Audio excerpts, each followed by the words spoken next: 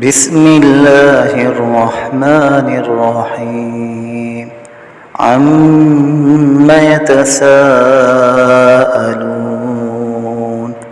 عن النبأ العظيم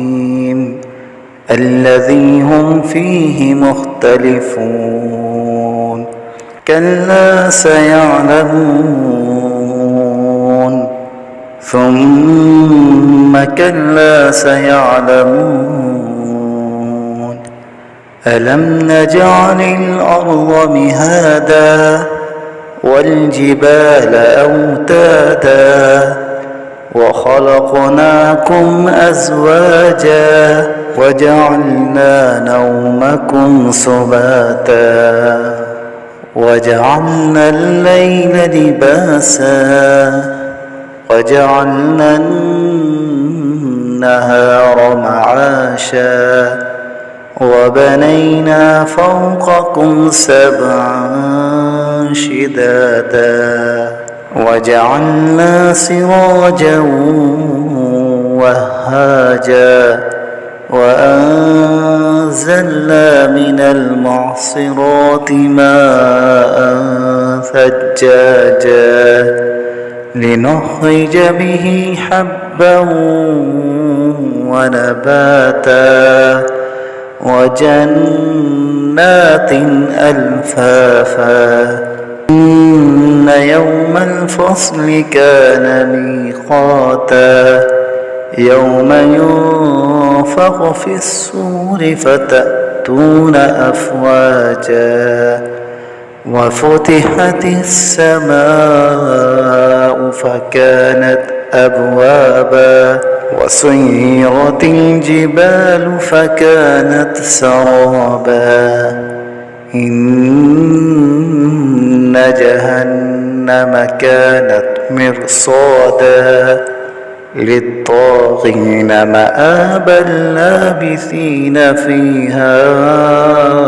أحقابا لا يذوقون فيها بردا ولا شرابا إلا حميما وغساقا جزاء وفاقا إنهم كانوا لا يرجون حسابا وكذبوا بآياتنا كذابا وكل شيء أحصيناه كتابا فذوقوا فلن نزيدكم إلا عذابا إن للمتقين مفازا حدائق وأعنابا وكواعب أترابا وكأسا دهاقا لا يسمعون فيها لغوا ولا كذابا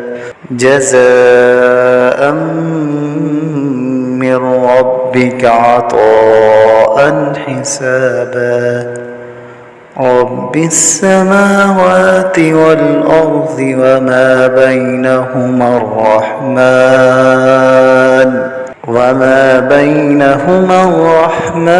لا يملكون منه خطابا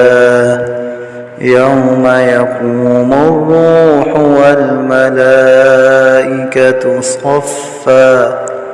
لا يتكلمون إلا من أذن له الرحمن وقال صوابا ذلك اليوم الحق فمن شاء اتخذ إلى ربه مآبا إنا أنذرناكم عذابا قريبا يوم ينظر المرء ما قدمت يداه ويقول الكافر يا ليتني كنت ترابا.